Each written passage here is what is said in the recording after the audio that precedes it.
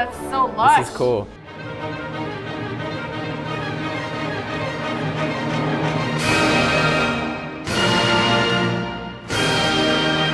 Before reacting to Red Velvet, we wanted to let you know that we were able to edit and film this video thanks to our Patreon supporters. Since we are unable to monetize any of our React videos uploaded to this channel, it is our Patreon that provides us the funding in order to continue making our channel bigger and better. We actually have a lot of exclusive content uploaded to our Patreon, including reactions to Japanese releases, live performances, games, and more. The full list for this extra content is pinned at the top of the comment section below. We would really appreciate it if you can support us on Patreon at patreon.com/reacttothek. Of course, joining our Patreon is completely optional. You can also support us by subscribing or leaving a like and comment on this video. Now, my dears, don't you wait no more. The following reaction is so good, you'll live happily ever after. Oh, are you guys ready for the summertime? I am so ready. Oh my Please gosh, give it to me yes. right now. Bring it to me. Well, this song is going to make you feel like it's already there. Oh, good. So you're now reacting to the 5-member girl group Red Velvet and 2 versions of their 2017 summer hit Red Flavor. First, you'll be reacting to the original 2017 release. So when you listen to this, I want you to picture yourself as if it's tomorrow, as if it's summer already, and you have no stress in you, and you turn on the car radio or like wherever you are, the radio, and you hear this song come on, and I just want you to picture the summer amazingness because the lyrical content's theme is basically like a fruit-flavored summer love. Through the song, they evoke the tastes of fresh fruit, candy, ice cream, and cocktails to paint a sonic picture I like of a vibrant cocktails. seasonal romance. Fresh fruit. Cocktails. I like this first frame. I like it a lot. It looks like they might be flavors for icy pop flavors. Well, you're actually close. In the music video, you'll see them interviewing fruits, and I saw... Interviewing fruits? Yeah, interviewing fruits. And I saw a fan's theory is that each fruit represents like themselves, and it's just them learning more about themselves. I want to be a fruit. Yeah, isn't that dope? What fruit would I be? A banana. At the bottom, those are the fruits like lives.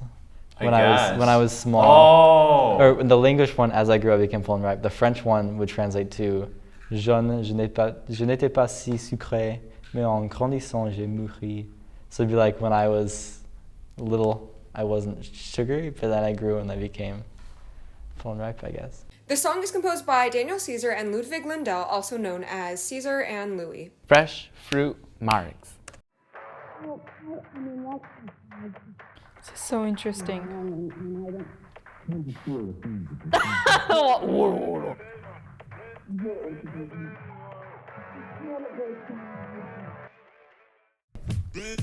Drop. Oh, cool. It felt like the offbeats, actually.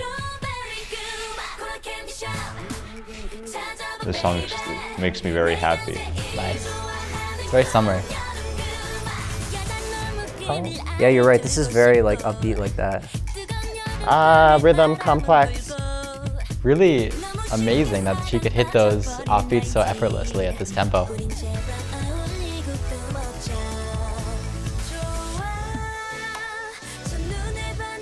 Smooth. Yeah. Yeah, it's really fast tempo, but it feels really effortless from all the instrumentation. Also, interesting time to put like a halftime thing.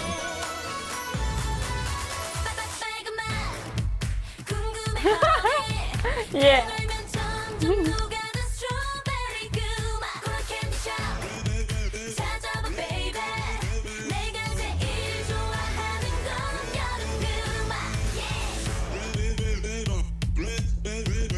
What is that sound?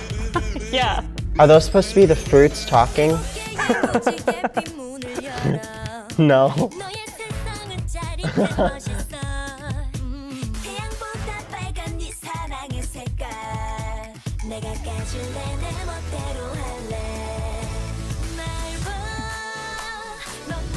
Ooh, the second time we get to this section, there's more synth, a bit more layering.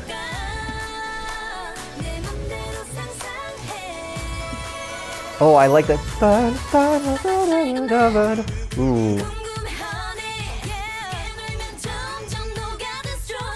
Oh, did they both become watermelons? Such a bizarre thing in the background. I like the unison. Takio shit.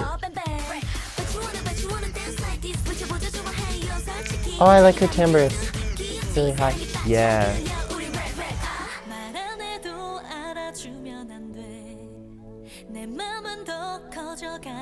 Wow!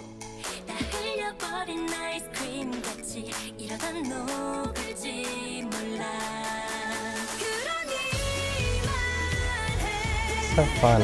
Yeah. This has very like 2010 Yeah. pop aesthetics.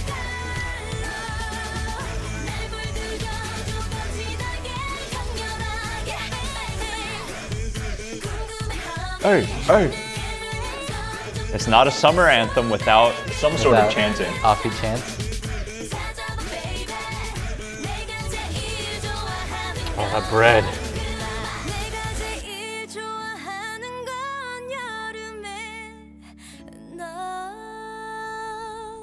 Oh. Okay. Everything you'd want in a vocal phrase was just That there. is, wow. Well, that is Wendy. That's the solo gal that you guys reacted to like last week and loved. I want to be a fruit. Yeah? Yeah. Okay. Make me Okay. a fruit. We'll do our best to make that happen. Thanks. Yeah, I know this isn't your cup of tea, Definitely not. but whether it was your cup of tea or not, I would like to ask you guys, the second it started, you knew immediately, yeah, this is for summer. What musical aspects throughout this song shout, "Summertime bop"? They're happy. Usually Are you people are not when it's happy not summer? during the academic year. No, I'm kidding. Rafi's like, I was miserable all year. Well, the percussive, I'm not going to say tinny, but I'm going to say tinny. Like, no, but bright, clear. It sounds like a parade, you know, or like, yeah. So like, marching band and like marching band in the summer. percussion. Yeah, yeah. There's so much more than that, but the vocals were really bright, right?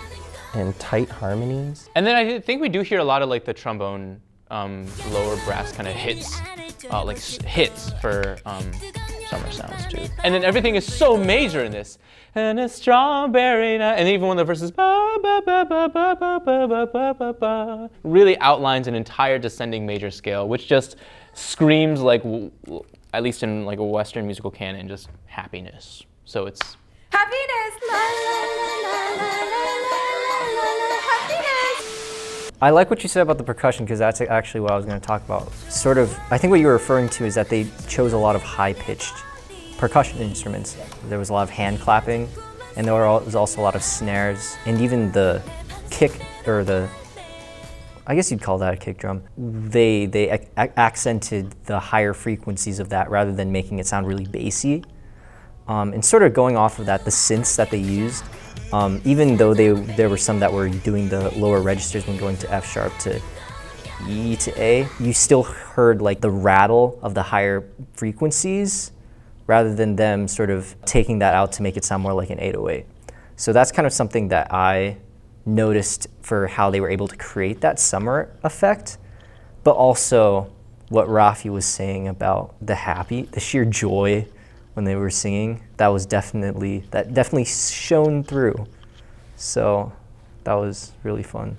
I feel like something that made me get those summer vibes from this, definitely the visual is part of it, definitely big time. But like musically, maybe like the articulation. It was just like not heavy, but like kind of light. I think the music made them even hotter. What was so attractive about the music? Like the melody is amazing, like it's so catchy, but I think the most important thing is they just eliminate all the unnecessary stuff and just leave the percussion and drums. And then sometimes only like few brass sound, bass. And then that song really reminds me of Shake It Off.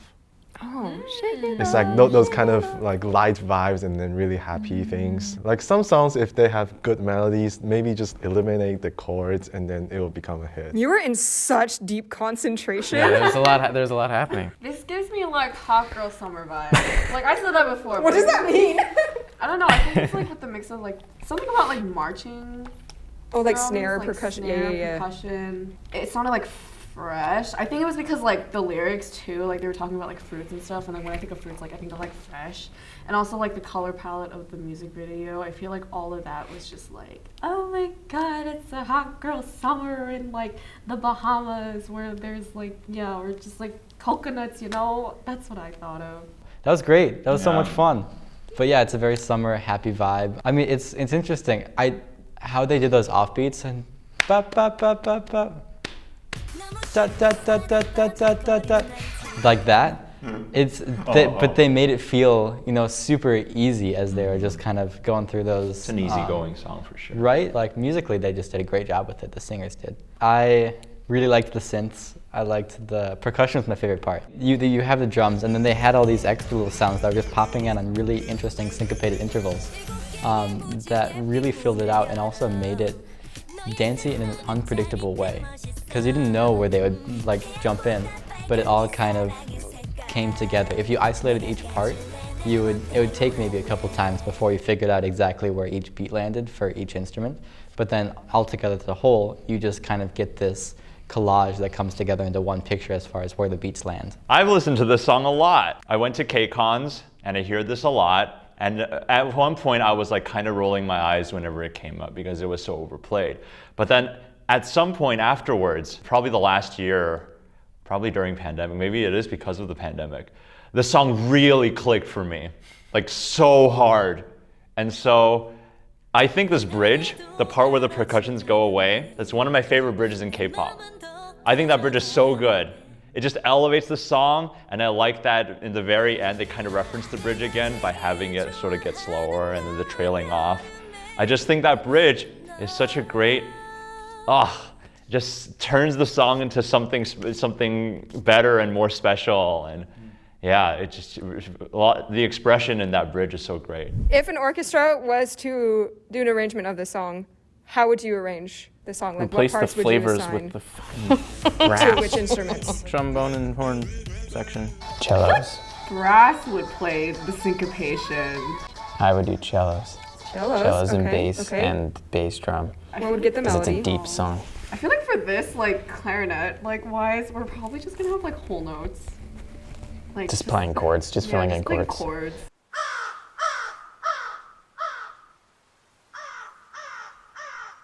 You got this. Like classical orchestra. Yeah. I don't know. I'm a vocalist. Ask the person that actually does this. Ask the person that does it. I have no idea. Pizzicato. Okay, vocalist. Pizzicato. Oh, Pizzicato. pizzicato. Pizzicato.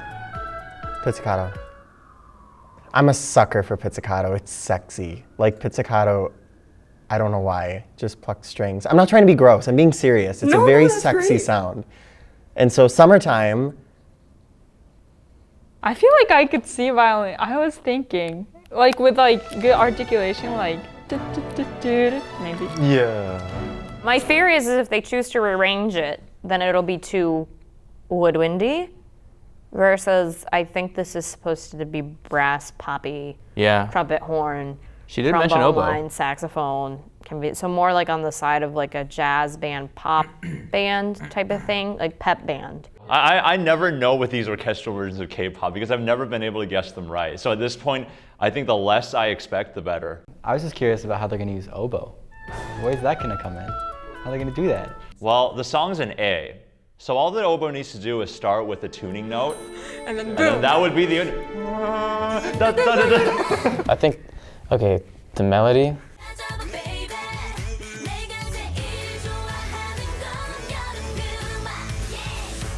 Probably like flute, oboe, piccolo, and probably clarinet and bassoon for, just do like the woodwind section for like the, and then bassoon for like the low end. If you really want it to be like a layered melody, your eyes are very wide. What plays the bass? Well, let's see, shall we? So in early 2020, SM Entertainment, which is Red Velvet's label, announced a collaboration with Seoul Philharmonic in recreating their artists' songs for orchestra. So you are now reacting to the 2020 rearrangement release that Seoul Philharmonic recorded. Wow, that's gonna be so interesting. It's conducted by David Yee, and the arrangement is by In Yun Park. You know, for this particular piece, they should have just temporarily changed the name to the Seoulgi Philharmonic Orchestra. 3, 2, 1.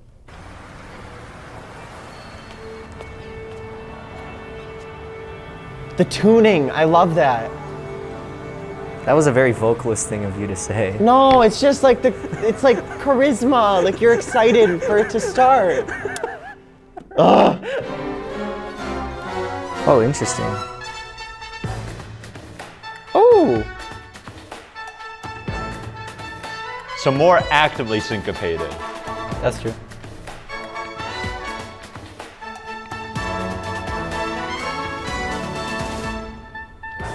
Ooh. Oh, I love the pits there. That's cute.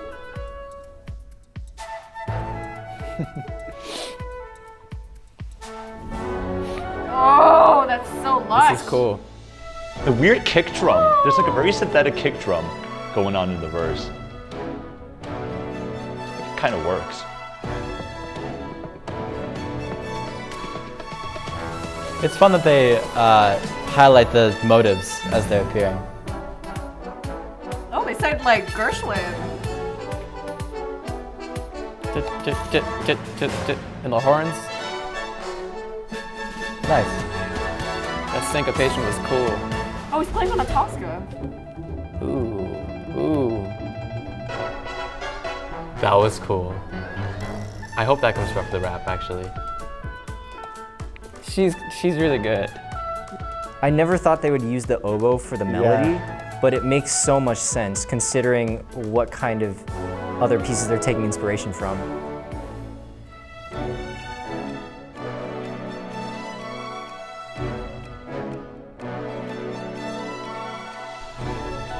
It's also a fairly chambery orchestra, definitely not the full symphony.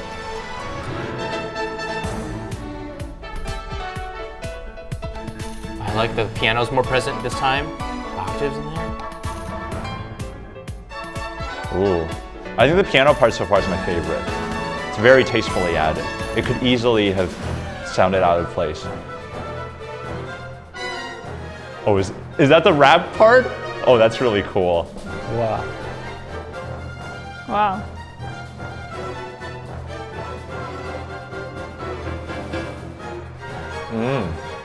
He's giving me like Stravinsky vibes. Cause like the piccolo trumpet and the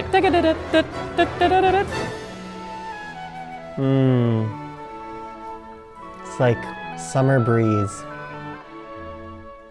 The violinist is smiling because he likes the bridge too. I feel ya. I know.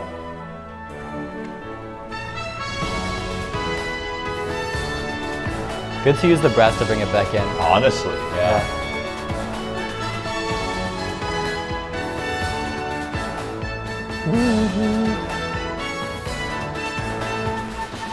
Ah, they said Osea! Yeah, they for said real. Osea!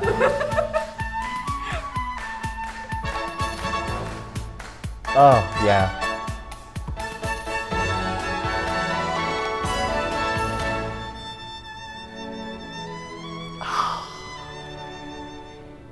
It's that vocal line, making it sing. Interesting choice that they had the violin playing the last. Bravi. That's an interesting choice they made. Yeah, that was really cool. Little kid dancing, you better dance. Okay, dance. You better dance, you better spin. That was a great orchestra. That was a really cool arrangement too. There were sections where it was just like so lush. I like the woodwind lines. At 52? Yeah, that was shit really is nice. so fucking lush.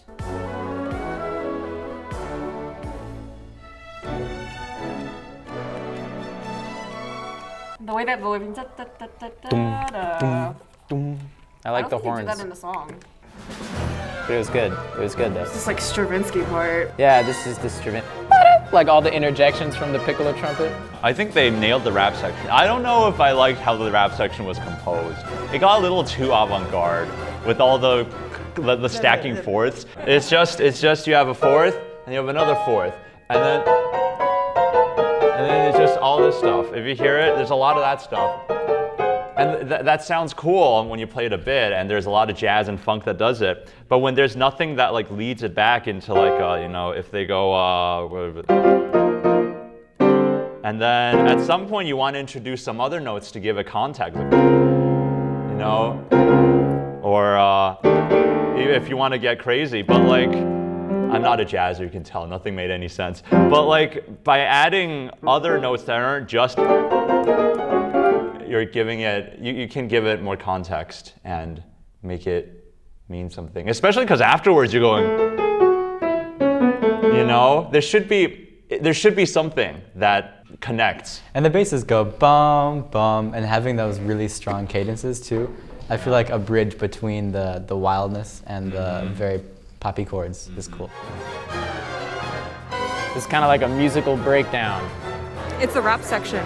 Oh, yeah, and then with the piano, that gives it like that bridge vibe, that just that pretty. I really didn't see the flute coming, and to use that an instrument as breath tone, I guess is the flute. Like it just sounded like a breeze or like the wind coming in. Just everything had purpose and meaning, it seemed like. And oh my gosh, the violin at the end, because I was you crave that last melodic vocal line at the end, and then the violin just made it sing. Just, ooh. There was a lot. I really, really like it, yeah. I feel like I don't like the oboe by itself, but I like it when it's colored by a clarinet or colored by a flute. I feel like it's just too... Piercy.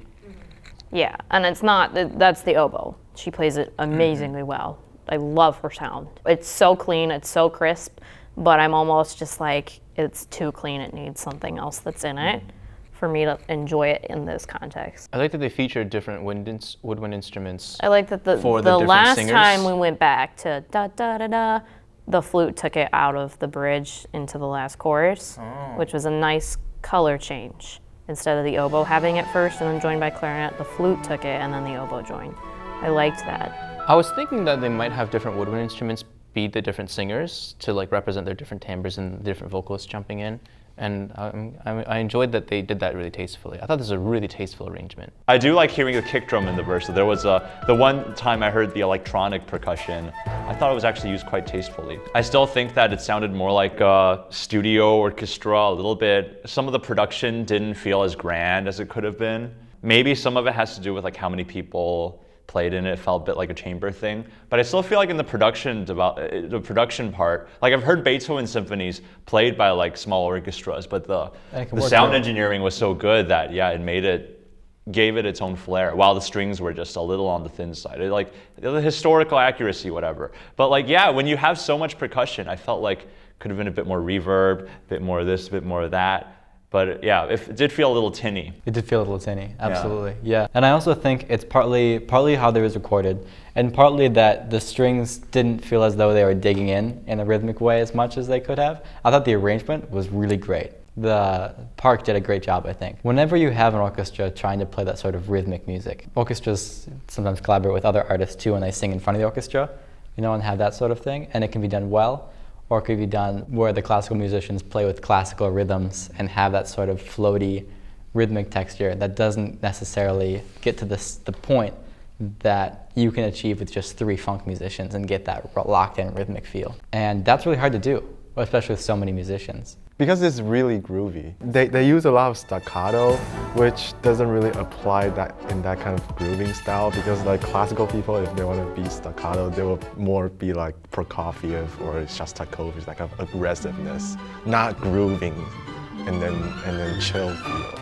It's still kind of different. A lot of bigger orchestrations, it's very difficult to sort of write out what part gets the melody at what time, because you really want to make it have sort of that bigger sound of an orchestra while also sort of making the melody sort of have the same sort of character of the original. But something that I really liked about it is that sort of choosing the oboe as the first instrument to sort of make that statement, followed by sort of the first and second violins act as to sort of play the secondary part of the exposition.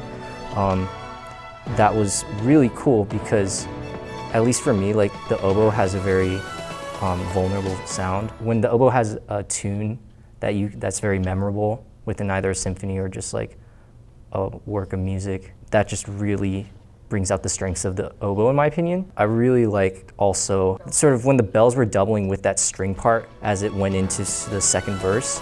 It was really successful in my opinion because it added a warmth while also adding sort of a eagerness to listen to what comes next. That was really cool. What are your thoughts on a K-pop label signing a contract with the Seoul Philharmonic to cover their songs? That's awesome. When you look at it at a Larger spectrum? larger spectrum, this is a great way to get kids into classical music. That's like all. And not even just kids. Or Not just, like, kids, just just people who people- aren't interested in like orchestral sound or music at all. I will say I think it's very cool that this is an ongoing thing that they decided Yeah. to do, to sign on to continue doing covers, because I think it's important to continue to make like classical music accessible to a younger generation, and the younger generation is growing up in this very pop-centric world, which is totally fine. But classical music is kind of dying, and so classical musicians have to find a way to stay relevant, and I think this is an incredibly smart way to do it. Yeah.